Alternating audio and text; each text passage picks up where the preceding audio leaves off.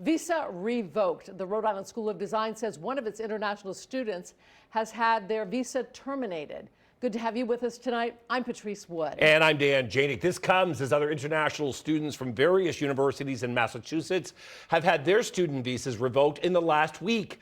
The Night Team's John Perrick is live tonight from RISD after speaking with some students there. John? Well, Dan and Patrice, it was just a few weeks ago when we were reporting on Brown University advising its students not to leave, actually its international students, not to leave the country ahead of spring break. Well, now we're here down the road at RISD, where allegedly one student doesn't have a visa tonight.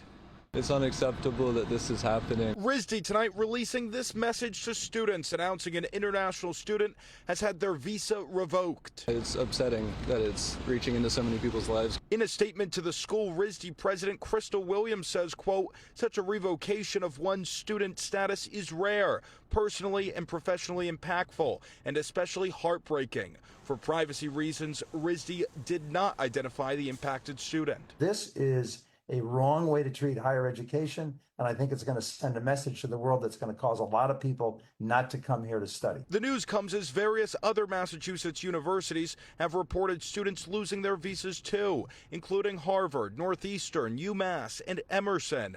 And nationwide, the government says more than 300 international students have had their international student statuses revoked. Jeff Thielman is the CEO of the International Institute of New England. We are very concerned and saddened by all of this. The Trump administration says they are targeting students who had been involved with pro-Palestinian activism or speech, but it's unclear if that was the reasoning in this RISD case. Once you've lost your visa, you're no longer legally in the United States, and we have a right, like every country in the world has a right, to remove you from our country. It's not good for a country. It's not good for really anyone.